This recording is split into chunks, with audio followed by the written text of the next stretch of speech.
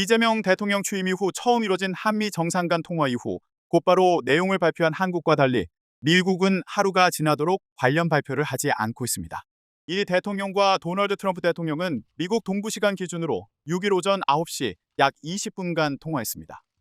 통화 직후 한국 대통령실은 내용을 상세히 공개했으나 트럼프 대통령과 백악관은 하루가 경과한 현지 시간 7일 오후 현재까지 통화와 관련한 공식 발표를 하지 않았습니다.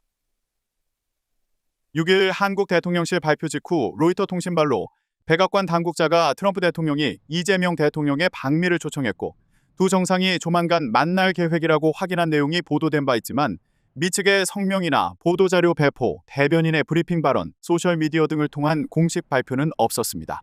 트럼프 2기 행정부 출범 이후 정상 간 통화 결과의 미 측 발표의 경우 주로 트럼프 대통령이 자신의 트루스 소셜 계정을 통해 직접 해왔습니다.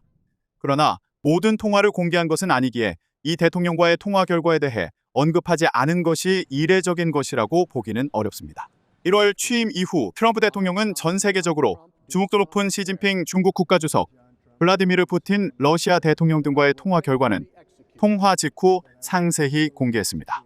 그 외에는 대체로 자신이 홍보할 만한 성과가 있거나 통화를 통해 내고 싶은 메시지가 있을 때 통화 내용을 공개해왔습니다. 일례로 트럼프 대통령은 지난 4월 8일 한덕수 당시 대통령 권한대행 총리와 통화한 뒤 한국에 제공하는 대규모 군사적 보호에 대한 비용 지불을 논의했다고 SNS를 통해 소개하며 방위비 분담금 증액 문제를 부각했습니다. 또 이번 한미 정상통화와 같은 정상 취임 또는 당선에 즈음한 축하 인사를 겸한 통화의 경우도 소개 여부는 그때그때 달랐습니다. 일례로 트럼프 대통령은 3월 중순 취임한 마크 카니 캐나다 총리와 같은 달 28일 통화한 뒤 곧바로 SNS를 통해 결과를 알렸지만 지난달 8일 프리드리히 메르츠 독일 신임 총리와 통화한 뒤에는 SNS에 입장을 내지 않았습니다. 따라서 한미 정상 통화 결과를 미 측이 발표하지 않은 것에 큰 의미를 둘 필요는 없어 보인다는 분석이 나옵니다. 그럼에도 전반적으로 트럼프 행정부가 이재명 정부 출범 이후 며칠간 로키 내지 관망 기류를 보인다는 평가도 조심스럽게 나옵니다. 이번 통화가 이루어진 시점도 한국 대선일로부터 하루 이틀 지나 이루어졌던 2000년대 이후 관례에 비춰 시간이 다소 더 걸렸고 이 대통령 당선에 대한 백악관의 첫 입장에 중국의 영향력을 견제하는 내용이 포함된 것도 이전과는 달랐습니다.